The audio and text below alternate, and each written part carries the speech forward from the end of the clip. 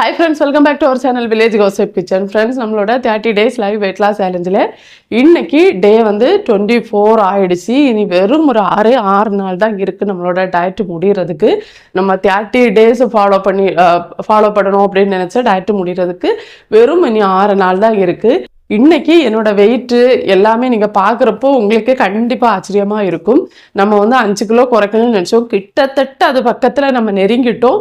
இந்த 6 நாள்ல நம்ம எதிர்பார்க்குற அளவு வெயிட் லாஸ் பண்ணிட்டோம் அப்படின்னா நிஜமா எனக்கு ரொம்ப ரொம்ப சந்தோஷம்.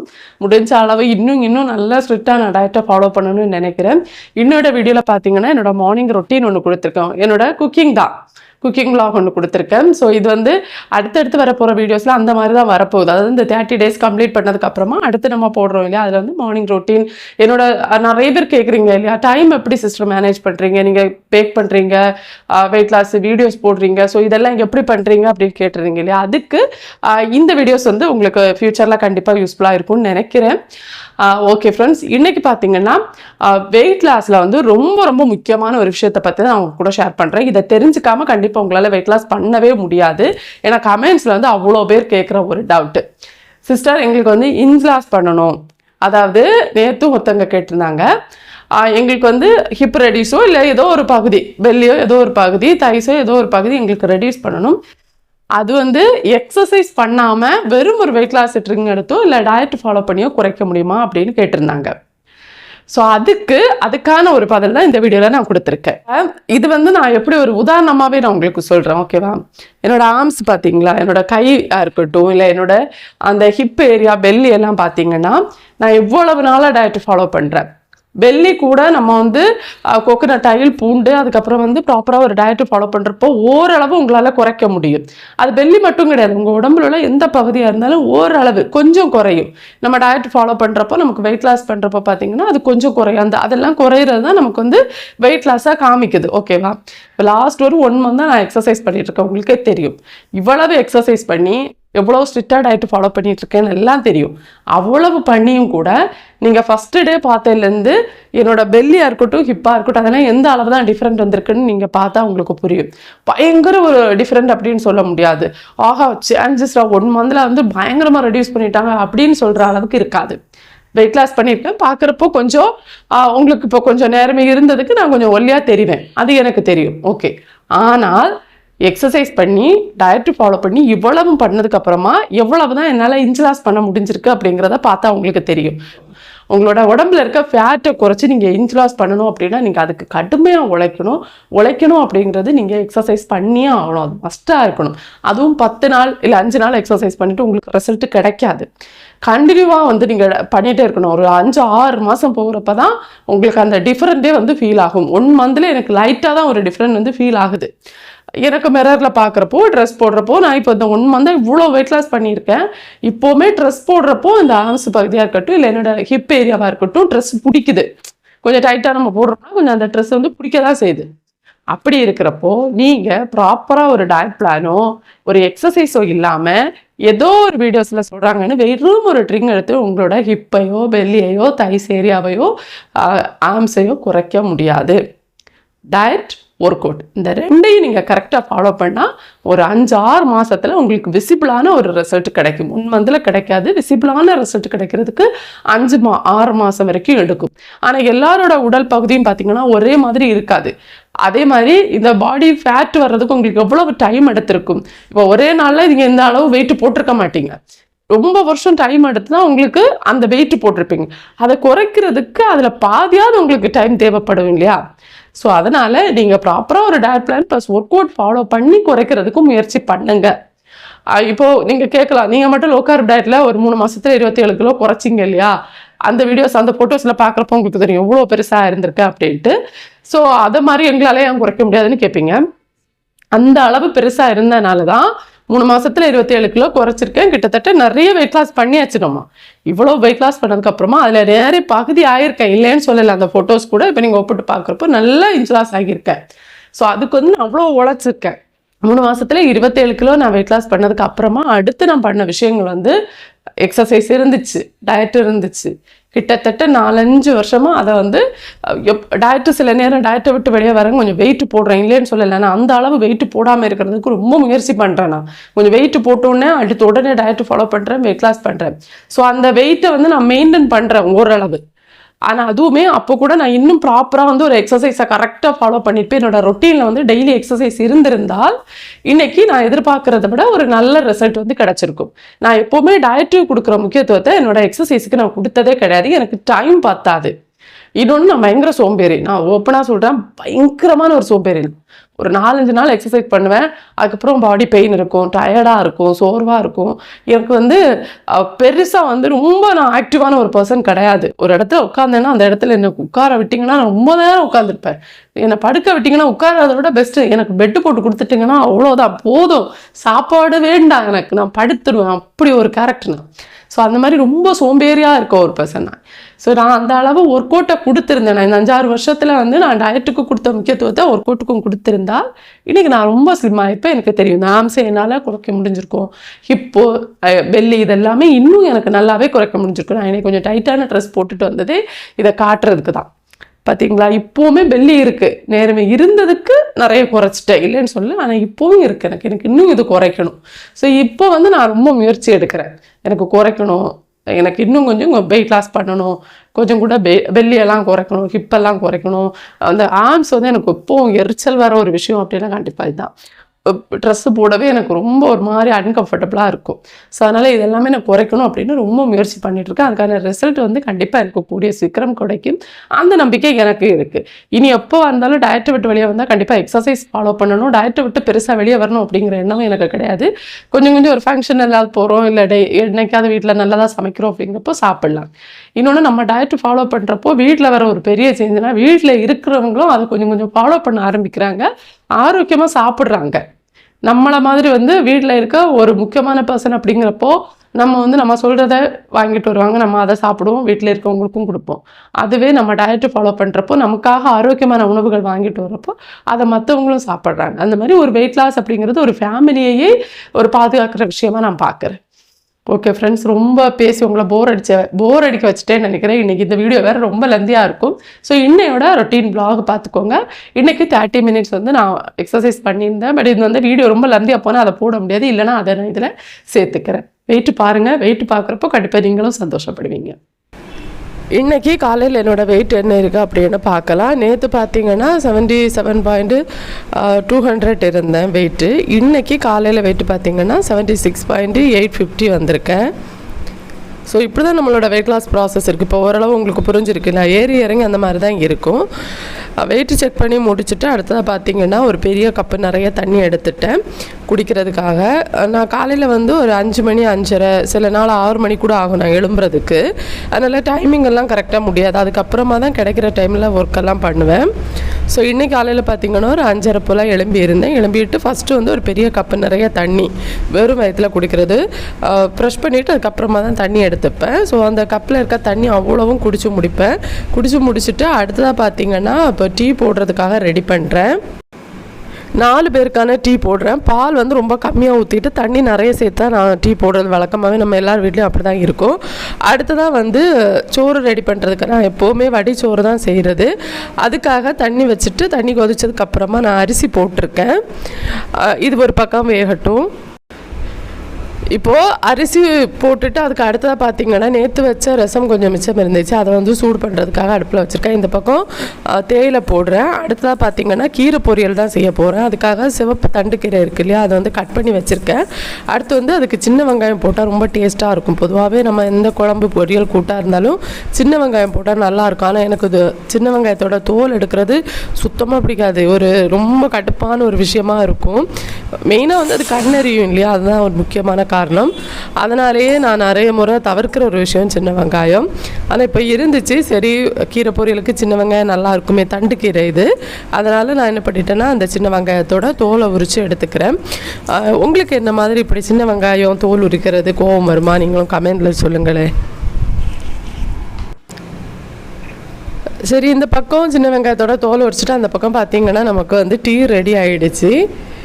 இப்போ அடுப்பு ஆஃப் பண்ணிவிட்டு டீயை இறக்கிட்டு அடுத்ததாக வந்து கீரை பொரியல் செய்ய ஸ்டார்ட் பண்ணலாம் அப்படின்ட்டு அதுக்கான வேலைகளை ஆரம்பிச்சிருக்கேன். மண் சட்டி அடுப்பில் வச்சுருக்கேன். இப்போ அதில் வந்து கொஞ்சோண்டு தேங்காய் எண்ணெய் சேர்த்துக்கிறேன். தேங்காய் எண்ணெய் சேர்த்துட்டு கடுகு உளுத்த பருப்பு ரெண்டும் போட்டுட்டு பொரிஞ்சதுக்கப்புறமா கட் பண்ணி வச்சுருக்கேன் சின்ன வெங்காயத்தை ஃபஸ்ட்டு போட்டு லைட்டாக ஒரு வதக்கிக்கிறேன். கறிவேப்பிலை போட்டுட்டேன். கறிவேப்பிலை போட்டுட்டு கட் பண்ணி வச்சுருக்கேன் சின்ன வெங்காயத்தை போட்டு லைட்டாக ஒரு வதக்குனா போதும். இந்த மாதிரி லைட்டாக வதக்கி விட்டுட்டு அடுத்ததாக வந்து கட் பண்ணி வச்சுருக்க தண்டு கீரையை சேர்த்து ஓப்பனில் வச்சு நம்ம கீரை வேக வச்சுக்கணும். நான் முன்னாடி அதுவுமே எனக்கு இந்த சேனலில் வந்து தான் ஒருத்தங்க சொல்லியிருந்தாங்க கீரை வந்து மூடி வச்சு வேகக்கூடாது அப்படின்ட்டு. ஸோ அது வந்து வேகட்டும். அந்த டைமில் வந்து இங்கே டீ ரெடி பண்ணலாம் அப்படின்ட்டு டீ எடுக்கிறேன். நான் ஒரு பெரிய கப்பில் ஒரு கப்பு டீ எடுத்துப்பேன். இனிப்பு போடாமல் எடுத்துப்பேன். பார்த்திங்க இல்லையா, தண்ணி தான் ரொம்ப அதிகமாக இருக்கும். அதனால் தைரியமாக டீ கொஞ்சம் அதிகமாகவே எடுக்கலாம் அப்படின்ட்டு அதிகமாகவே எடுப்பேன். முக்கியமாக வந்து நைட்டு நம்ம எதுவும் சாப்பிடாதனால காலையில் ரொம்ப பசிக்கும். அதனால் நான் அந்த டீ வந்து கொஞ்சம் அதிகமாக எடுத்துப்பேன். அடுத்ததாக குழந்தைங்களுக்கும் எல்லாருக்கும் வந்து டீ தனியாக ஒரு பாத்திரத்தில் ஊற்றிட்டு சீனி போட்டு அதை ஆற்றி தனியாக எடுத்து மூடி வச்சுப்பேன். அப்போ வந்து அவங்க கிளம்புனதை அவங்களுக்கு கொடுத்துடலாம் அப்படின்ட்டு. இப்போது எனக்கான டீயை எடுத்துட்டு அதை வந்து கொஞ்சம் கொஞ்சமாக குடிக்கலாம். அதுக்கு இடைப்பட்ட நேரத்தில் வந்து இப்போது நான் இன்றைக்கி புட்டு தான் செய்ய போகிறேன், குழா புட்டு. அது கூட வந்து குழந்தைங்களுக்கு நம்ம இப்போ பொரியல் எல்லாம் செய்கிறனால அதுக்கு தேவையான தேங்காய் எல்லாம் தேவைப்படும் இல்லையா. நான் தேங்காய் உடைக்கிறதுக்கு எடுத்தேன். எப்போவுமே இப்படி தான் எனக்கு நான் கரெக்டாக தாங்க இது பண்ணுவேன். ஆனால் என்னன்னு எனக்கு தெரில, தேங்காய் வந்து சைடில் இந்த மாதிரி கீறிடும், உடஞ்சிடும். எனக்கு துருவுறதுக்கு சரியாக கிடைக்கவே செய்யாது. நான் பொதுவாக வந்து ஹஸ்பண்ட் வீட்டில் இருந்தாங்கன்னா அவங்கக்கிட்ட தான் கொடுப்பேன். இன்றைக்கி அவங்க டியூட்டி போயிருந்தாங்க. அதனால் நானே இன்றைக்கி தேங்காவை உடைச்சிக்கலாம் அப்படின்னு தேங்காய் உடைக்க ஆரம்பிச்சிட்டேன். இந்த தேங்காய் தண்ணி நான் குடிச்சுப்பேன். எனக்கு வீசிங் எதுவும் இல்லாத பட்சத்தில் வந்து தேங்காய் தண்ணி நான் எடுத்துப்பேன். பொதுவாக டயட்டில் வந்து சிலர் தேங்காய் தண்ணி எடுத்துக்கக்கூடாதுன்னு சொல்லுவாங்க. நான் இளநீ கிடச்சாலும் ஒரு இளநீ குடிப்பேன். அதே மாதிரி தேங்காய் கிடச்சாலும் ஒரு தேங்காவோட தண்ணி எடுத்துப்பேன். லோ கார்ப் டயட்டில் தேங்காய் தைரியமாக எடுக்கலாம். ஒரு நாளைக்கு ஒரு 100 கிராமெல்லாம் தேங்காய் வந்து நீங்கள் தைரியமாக எடுத்துக்கலாம். ஆனால் அது கலோரி தான், கார்பு கிடையாது. அதனால் நம்ம கலோரி எடுத்துக்கலாம். நம்ம கலோரி எவ்வளோ எடுக்கணும் அப்படிங்கிறத பிளான் பண்ணி வச்சுட்டு அதுக்கேற்ற மாதிரி நம்ம தேங்காய் எடுத்துக்கலாம். இப்போ பார்த்திங்கன்னா தேங்காய் உடச்சி எடுத்துட்டு இப்போ ஒரு பகுதி தான் கீறிடுச்சு, ஒரு பகுதி வந்து துருவுற மாதிரி எனக்கு கிடச்சிச்சு. அப்படியே அந்த தேங்காய் தண்ணியை நான் குடிச்சிட்டு அடுத்ததாக பார்த்திங்கன்னா தேங்காய் துருவ ஆரம்பிச்சிட்டேன். பொதுவாக அந்த கீரை பொரியல்கள்லாம் பார்த்திங்கன்னா தேங்காய் வந்து ஃப்ரெஷ்ஷாக நம்ம துருவி போட்டோம்னா ரொம்ப நல்லாயிருக்கும். அதனால தான் காலையில் துருவுறது. மற்றபடி நம்ம நைட்டே துருவி வச்சுட்டோன்னா நமக்கு வேலை ஈஸியாக இருக்கும். இப்போது ஒரு சிங்கிள் உமனாக நீங்கள் வந்து வீட்டில் எல்லா ஒர்க்கும் பண்ணுறீங்க அப்படின்னா நமக்கு ஒரு பெரிய வரப்பிரசாதம் அப்படின்னா கண்டிப்பாக ஃப்ரிட்ஜு தான். ஏன்னா எல்லாமே நம்ம ஃப்ரிட்ஜில் எடுத்து வச்சுக்கலாம், செஞ்சு கட் பண்ணி எடுக்கிறது எல்லாமே வச்சுக்கலாம். சிலர் வந்து அது ஹெல்த்தி இல்லைன்னு சொல்லுவாங்க. அது ஹெல்த்தி இல்லை தான், ஆனால் நமக்கு வந்து டைம் சரியாக அமையணும் இல்லையா, நம்ம அதுதான் செய்வோம், வேறு வழியே இருக்காது நமக்கு. இப்போ பார்த்திங்கன்னா கீரை பொரியல் வந்து கீரை நல்லாவே வெந்துடுச்சு. அதில் வந்து இப்போ துருவி வச்சுருக்கா தேங்காய் கொஞ்சம் சேர்த்துட்டு இதில் வந்து தேவையான அளவுக்கு உப்பு, மஞ்சள் தூள், மிளகாய் தூள் சேர்த்துக்கிறேன். மல்லித்தூள் சேர்க்க மாட்டேன். உங்களோட காரத்துக்கு ஏற்ற மாதிரி மிளகாத்தூள் சேர்த்துக்கலாம். சிலர் வந்து பச்சை மிளகாய் சேர்த்தா மிளகாத்தூள் சேர்த்துக்க மாட்டாங்க. அது அவங்களோட விருப்பம். உங்களுக்கு எப்படி விருப்பமோ அந்த மாதிரி செய்யலாம். நான் இந்த மாதிரி கீரை பொரியல் செய்வேன். ஸோ இதோட பச்சை வாசனை போகிற வரைக்கும் ஓப்பன் பண்ணி வச்சு கொஞ்சம் வதக்கிட்டு அடுப்பை ஆஃப் பண்ண வேண்டியது தான். கீரை பொரியல் ரெடி ஆகிடுச்சு. அடுத்ததாக பார்த்திங்கன்னா இப்போது மீன் குழம்புக்கான மசாலா ரெடி பண்ணணும். அதுக்காக சின்ன வெங்காயம், பூண்டு, இஞ்சி இவ்வளவும் சேர்த்துட்டு அது கூட வந்து துருவி வச்சுருக்க தேங்காய் துருவலும் நான் கட் பண்ணி வச்சுருக்கேன் அந்த தேங்காயும் போட்டு மஞ்சள் தூள், மல்லித்தூள், மிளகாய் தூள், அதுக்கு அடுத்ததாக வந்து வெந்தயம், மிளகு, அப்புறம் ஓமம் இதெல்லாம் வறுத்து வச்சுருப்பேன். அதுவும் சேர்த்து கொஞ்சம் போட்டுட்டு தண்ணி ஊற்றி அதை நல்லா அரைச்சி எடுத்துட்டு இப்போ மீன் ஏற்கனவே சுத்தம் பண்ணி தான் வச்சுருந்துச்சு. அந்த மீனில் வந்து பச்சை மிளகாய் அப்புறம் புளிக்கரைசல் ரெடி பண்ணி வச்சுருக்கேன். அந்த புளிக்கரைசலும் ஊற்றி அரைச்சி வச்சுருக்க தேங்காய் விழுதும் சேர்த்து தேவையான அளவுக்கு தண்ணி, அதுக்கப்புறமா உப்பு போட்டு நம்ம இதை வேக வச்சு எடுத்தோன்னா மீன் குழம்பு ரெடி ஆகிடுச்சு. எங்கள் ஊரை பொறுத்த வரைக்கும் வாரத்தில் 7 நாளில் 6 நாள் மீன் குழம்பும், ஒரு நாள் மற்ற சிக்கன், மட்டன் அந்த மாதிரி எடுப்போம். அப்படி இருக்கிறப்போ அந்த 6 நாள் மீன் குழம்பு வைக்கிறதுக்கு நார்மல் மீன் குழம்பு மாதிரி எங்களால் வைக்க முடியாது. அதனால் நாங்கள் என்ன பண்ணுவோம்னா அவசரமாக மீன் குழம்பு வைக்கிறது இந்த மாதிரி ஒரு மெத்தட் தெரிஞ்சு வச்சுப்போம். இதில் வந்து சீசனுக்கு ஏற்ற மாதிரி மாங்காய், அப்புறம் வந்து சிலர் தக்காளி அந்த மாதிரியெல்லாம் அந்த சீசனுக்கு ஏற்ற மாதிரி நாங்கள் போட்டுப்போம். இப்போ மீன் குழம்பு இந்த பக்கம் ரெடி ஆகிட்டுருக்கு. ஹஸ்பண்டுக்கு வந்து மீன் குழம்பு வச்சு கொடுக்கலாம், பொண்ணுக்கு வந்து ஃபிஷ்ஷு ஷாலோ ஃப்ரை பண்ணது கொடுத்து விடலான்னு நினச்சேன். சின்னவளுக்கு உடம்பு சரியில்லை, அதனால் அவள் இன்றைக்கி ஸ்கூலுக்கு போகல. ஸோ அதனால் என்ன பண்ணிட்டேன்னா ஃபிஷ்ஷு வந்து ஒரே ஒரு மீன் மட்டும் மசாலா அப்ளை பண்ணி வச்சுருந்தேன். அதை வந்து ஷாலோ ஃப்ரை பண்ணி பெரியவளுக்காக எடுத்து வச்சுட்டேன். இந்த கேப்பில் பார்த்திங்கன்னா அரிசி நல்லாவே வெந்துடுச்சு. வந்ததுக்கப்புறமா இப்போ அந்த சோறை வடிக்கிறேன்னா மேடான ஒரு பகுதியில் வச்சு இந்த மாதிரி தான் நான் வடிப்பேன். அவ்வளோதான். தண்ணி நல்லா வடியட்டும். இந்த பக்கம் பார்த்திங்கன்னா இப்போ புட்டுக்காக மாவு ரெடி பண்ணிகிட்ருக்கேன். அரிசி புட்டு மாவு வந்து கடையிலேருந்து வாங்குவோம். இங்கே எல்லார் வீட்லேயும் டெய்லி அடிக்கடி புட்டு இருக்கும், வாரத்தில் 1 நாள் 2 நாள். அதனால் புட்டு மாவெல்லாம் இந்த மாதிரி நான் வாங்கி வச்சுப்பேன். பச்சரிசியில் நம்ம வீட்டிலே பொடிச்சு ரெடி பண்ணலாம், எனக்கு அது பிடிக்காது. இது வந்து கொஞ்சம் நல்லா இருக்கிற மாதிரி ஒரு ஃபீல், அதனால் இந்த மாதிரி எடுத்துக்கிறது. மாவில் வந்து உப்பும் தேவையான அளவுக்கு தண்ணியும் தெளித்து ஊற்றி இந்த மாவை வந்து ரெடி பண்ணி எடுத்துக்கிறேன். இப்போ துருவி வச்சுருக்க தேங்காயும் கொஞ்சம் சேர்க்குறேன். தேங்காய் வந்து நிறைய சேர்த்திங்கன்னா இன்னும் நல்லாயிருக்கும். தண்ணி கொஞ்சம் கொஞ்சமாக தெளித்து கொடுத்து மாவை ரெடி பண்ணி எடுத்துக்கலாம். புட்டு குழலில் பார்த்திங்கன்னா ஒரு லேயர் துருவி வச்சுருக்க தேங்காய், அடுத்து வந்து நம்ம விறகு வச்சுருக்க மாவு, அடுத்த லேயர் மறுபடியும் துருவி வச்சுருக்க தேங்காய், அடுத்து வந்து மாவு, அந்த மாதிரி மாற்றி மாற்றி போட்டு அந்த குழல் ஃபுல்லாக வந்து இந்த மாதிரி முழுசாக நிறச்சி எடுத்துட்டு மூடி போட்டு நம்ம புட்டு குடத்தில் வச்சு ஆவியில் வேக வச்சு எடுக்க வேண்டியது தான். எனக்கு இந்த புட்டெல்லாம் பார்க்குறப்ப பயங்கரமாக கிரேவிங்ஸ் ஆகும், இருந்தாலும் ரொம்ப கண்ட்ரோல் பண்ணிகிட்ருக்கேன். இந்த பக்கம் பார்த்திங்கன்னா ஃபிஷ்ஷு ஷாலோ ஃப்ரை பண்ணிவிட்டேன். அடுத்து வந்து மீன் குழம்பு ரெடி ஆகிடுச்சு. தக்காளி ரசம் வந்து சூடு பண்ணி வச்சுருக்கேன். அடுத்து வந்து கீரை பொரியல் ரெடி ஆகிடுச்சு. புட்டு இந்த பக்கம் ரெடி ஆகிடுச்சு. சோறுமே வடிச்சோறு நம்ம வடித்து எடுத்து வச்சுருக்கோம். அவ்வளவுதான். இப்போ எல்லாமே ரெடி ஆகிடுச்சு. குழந்தைங்களுக்கு பேக் பண்ணிவிட்டேன், ஹஸ்பண்டுக்கும் பேக் பண்ணி கொடுத்து விட்டுட்டு அடுத்ததாக பார்த்திங்கன்னா நம்மளோட காலை உணவை எடுக்க ரெடி ஆகிட்டேன். காலை உணவுக்கு நான் வந்து இன்றைக்கி முட்டை ஆம்லேட்டு போடுறேன். ஸோ அதுக்காக 2 முட்டை எடுத்துக்கிறேன். கூட வந்து துருவி வச்சுருக்க தேங்காய், சின்ன வெங்காயம், பச்சை மிளகாய், தேவையான அளவுக்கு உப்பு, இவ்வளவும் போட்டு இதை வந்து நல்லா மிக்ஸ் பண்ணிவிட்டு இப்போ ஒரு இரும்பு கடாயில் வந்து ஊற்றி இதை வந்து 2 பக்கமும் திருப்பி போட்டு வேக வச்சு எடுத்துக்கணும். ஆனால் திருப்பி போடுறதுல கொஞ்சம் சொதப்பிட்டு அதனால் கொஞ்சம் பிஞ்சு வந்துருந்துச்சு. காலை உணவுக்காக முட்டை பொரியலும் அப்புறம் ஒரு கொய்யாவும் ஒரு வெள்ளரிக்காவும் கட் பண்ணி எடுத்துருக்கேன். இதுதான் இன்றைக்கி பிரேக்ஃபாஸ்ட்டு. லஞ்சுக்கு பார்த்தீங்கன்னா சுரக்காயில் தான் தயிர் சாதம் மாதிரி பண்ண போகிறேன். சோறு சாப்பிட்ணுன்னு தோன்றப்போ இந்த ரெசிபி நீங்கள் கண்டிப்பாக ட்ரை பண்ணணும். லோ கார்ப் டயட்டு ஃபாலோ பண்ணுறவங்க நல்லா வெயிட் லாஸ் ஆகும். நான் இது என்னோடய ஃபஸ்ட்டு எல்லாம் பார்த்தீங்கன்னா இந்த மாதிரி தான் செஞ்சு சாப்பிட்டுட்ருப்பேன். நல்லா ஃபில்லிங்காக இருக்கும்.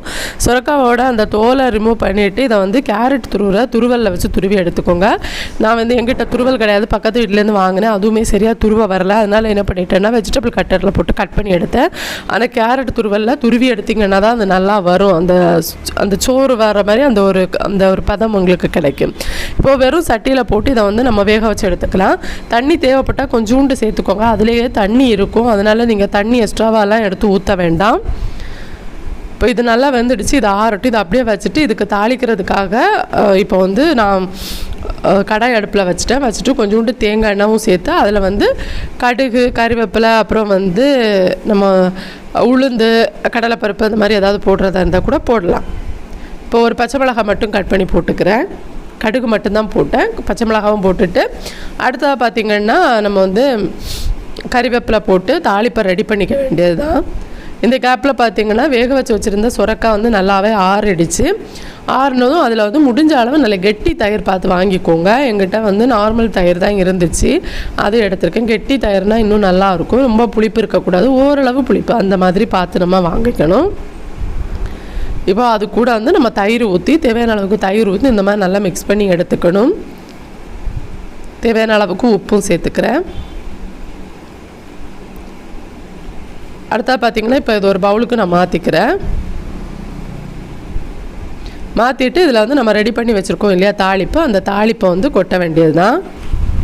இப்போ தாளிப்பை இதில் கொட்டிட்டு அடுத்ததாக பார்த்திங்கன்னா நம்ம வந்து கொஞ்சம் மாதுளம்பழத்தோட விதை இருந்துச்சு, அது போட்டிருக்கேன். உங்கள்கிட்ட இருக்குன்னா போட்டால் போதும், இல்லைன்னா அது வேண்டாம்.